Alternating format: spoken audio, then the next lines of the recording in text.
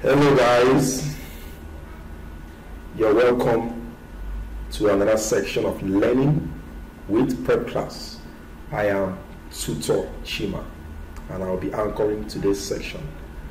Today we are going to be solving past questions on Biology WAEC for the year 2018, and we are going to be rounding up this section by solving questions 46 to 50, because in our previous video we have solved questions.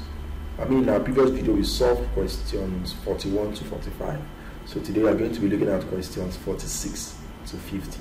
Now this tells you that in our previous videos we have solved past questions on this particular year from number 1 to 45. So that means today we are going to be looking at questions 46 to 50. Now students, first and foremost, before I continue, do not forget to subscribe to our YouTube channel, like our video. You look below there, you're going to see a notification bell, you're going to see a comment section. Now I'd like you to turn on the notification bell, click it on. When you do this, you are going to be the first that will be notified whenever we have an educational content like this on our channel.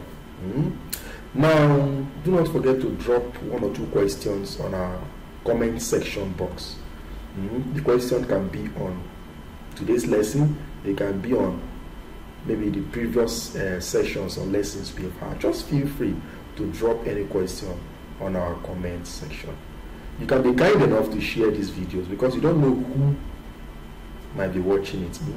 So try as much as possible to like, comment, share, and put on the notification bell. Okay, so without wasting your time, let us go straight to today's business. Question 46. The chemical bond that holds the base of 2 strands of DNA together is? The chemical bond that holds the base of 2 strands of DNA together is it oxygen bond? Is it hydrogen bond? Is it electrovalent bond? Is it covalent bond? The answer is hydrogen bond. Hydrogen bonds exist between the 2 strands of a DNA and form between a base. It exists between the 2 strands of a DNA and also form between a base. From one strand and a base from the second strand in complementary pairing. It exists between the 2 strands of DNA and form between a base from one strand and a base from the second strand in complementary pairing. These hydrogen bonds are individually weak but collectively quite strong. I don't want to start bringing that cumbersome structure of showing you this hydrogen bond in the DNA. It's kind of cumbersome and it looks somehow above your scope, so that's why I don't want to just go there. But just know that the type of bonds that hold, because I know that some of you here offering this biology may not be science students, so I don't want to go down too deep. So but just know that when they ask you the kinds of bond, the type of bond that holds the DNA molecule together, the answer is what? Hydrogen bond. So hydrogen bond is the answer. 47. The diagram below is an illustration of one of the theories of evolution. The diagram below is an illustration, sorry for this, it should be illustration, of one of the theories of evolution. Study it and answer questions 47 and 48. Who proposed the theory in this illustration? So in this picture, who proposed this theory? Is it Louis Pasteur? Is it Gregor Mendel? Is it Robert Hooke? And is it Louis Pasteur? Is it Gregor Mendel? Is it Robert Hooke? Or is it Jean Lamarck? This is Lamarck's theory. This thing describes Lamarck's theory of evolution. I will explain that now. Now, Jean Lamarck's theory of evolution was on the use and disuse of body parts. According to Lamarck, a body part that is constantly used enlarges and becomes efficient, and one that is not used becomes weak and small. Lamarck thought that these acquired traits could be passed on to offspring. Now, Lamarck established a theory of evolution that we call the use and disuse of body parts and the transmission of acquired traits. Now, according to Lamarck, Lamarck said that a body part that is constantly being used will become large, strong, and more efficient. And a body part that is not constantly being used will become weak. Lamarck also said that this kind of process whereby you make a body part to be strong, large, and efficient can be transferred from parent to the offspring. What do I mean? Let me give you a typical example now. Take for example, I'm a bodybuilder. You know, as I go to the gym every day and gym, so that I'll have big chest and parts and muscles, you understand? If I'm very serious with that exercise and consistent, in the next 6 months, I'll develop chests, parts, and arms. Are you following? Though my arms that is this may not be as, though my arms is not small. I don't have small arms, it's not small. But I'm sure my arms will be more muscular and my muscles will be much more developed than this. Now that is true. That first theory made by Lamarck is true. If I'm a twin, if I gym, my arms will become big, strong, and more built than my identical twin brother. His own will not be as strong as my own. That is true. Because a body part that is more put to work becomes more efficient and strong. But Lamarck now said that simply because I'm a bodybuilder and I'm muscular, if I now give birth to children, my own children too, by the time they get to my age, they'll become muscular. That these traits that I acquired by myself can be transmitted. Because I have, we call it ApoB, and 6 parts and muscles. Does that simply mean that when I have children, when my children grow and become my age, automatically, whether they train or not, they will have? No. So Lamarck was wrong when he said that such traits can be transmitted. So his first statement, that a body part that is being put to work can become strong, big, and efficient than the one that is not being put to work, is correct. But the second statement that he made, that such traits can be transmitted, is wrong. Lamarck now used an idea to illustrate what he's trying to use. He used this giraffe. He said that olden days giraffes, ancient giraffes of maybe thousands or millions of years ago, had short necks. But because they were aiming to eat leaves on the tree, they started stretching their neck, stretching their neck, stretching their neck, stretching their neck. As they tried to stretch their neck started becoming longer. Later, as they gave birth to offspring, those offspring now inherited that trait of long neck. So these other offspring started stretching their neck, stretching their neck, stretching their neck in order for them to reach those trees. Later, this second set of offspring transmitted that trait to the next batch of offspring.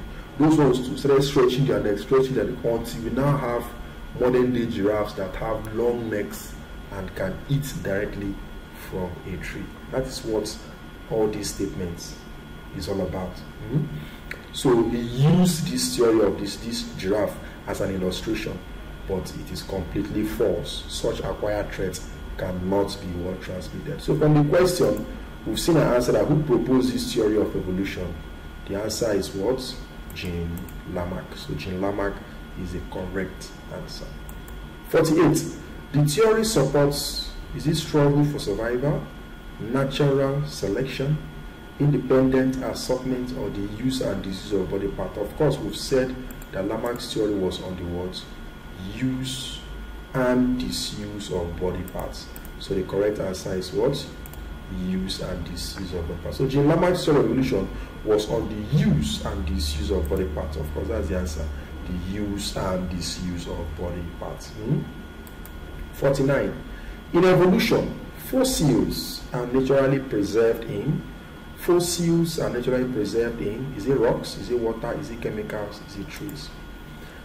Now, a fossil is preserved. A fossil, what's a fossil? A fossil is a preserved remain of a dead organism from millions of years ago. Fossils are found in rocks. If you don't know what fossils are, crude oil, coal are very good examples of what fossils. Now, these are materials that have been formed from the dead remains of plants and animals that have died millions of years ago. Crude oil was formed from the dead remains of animals that have died millions of years ago. Coal is formed from the dead remains of plants that have died millions of years ago, about 75 to 200 million years ago. As these animals die, they settle down into the ground. As soil add upon soil, it now forms a kind of heat and some other reactions that took place. But it takes years for that to happen. It takes millions of years for those animals to now completely change into what? These minerals. So those minerals that are produced from that we are gotten from the dead remains of plant and animals that millions of years ago are known as what? Fossils, and they are found in rocks. So petrol, crude oil, is found in rock. Even that's the meaning of petroleum. Petroleum means rock oil. So this oil flows down and they are being found in rock. Because of that sand, piling on sand, at the end of the day, those sediment now form what we call sedimentary rock, where this oil are being stored, or where these fossils are being stored. So the answer is that they are found in rocks. Rocks. Which of the following insects is not a social insect? Which of the following insect is not a social insect? Is it termite? Is it housefly? Is it honeybee? Is it ant? What is a social insect? Social insects are any of the numerous species of insects that live in colonies and manifest three characteristics: group, integration, division of labor, and overlap of generations. Now, if you see here, you see that termite is a social insect. They live in hundreds of thousands or millions of them in a castle. In the termite castle, we have the worker that help in feeding the whole members of the castle, cleaning their nest, building nests. They help in taking care of the eggs, feeding the king, queen, and every member, cleaning the whole nest. We have the soldiers. Their duty is to fight and defend the castle. The king and queen, their job is solely for reproduction. You see it? So that is the termite castle. We call those insects that live in that kind of social order, whereby they have king, queen, and other workers, division of labor and everything. This is what we call them social insects. Termites do that. Honeybees does that too. You know how honeybees too, they have a queen. Function of that queen is to reproduce, give birth to everybody that is in the hive. They have drones. Function of the drones is to mate the queen. And they have thousands or millions of workers. Function of the workers is to clean the hive, build the nest, clean the nest, produce honey, extract royal jelly from the queen, feed all the members of the hive, and call it division of labor. Ants too do that. Of course, you know that ants live in thousands or millions in a hole. You see many of them emanating from that hole. They also have division of labor. The rest of them, I think ants, they are mostly workers, and they are both workers and soldiers together, like soldier ants. All their duty is to just to protect their queen, whose responsibility is for reproduction. So only the housefly is not a social insect. He lives solitary, on his own.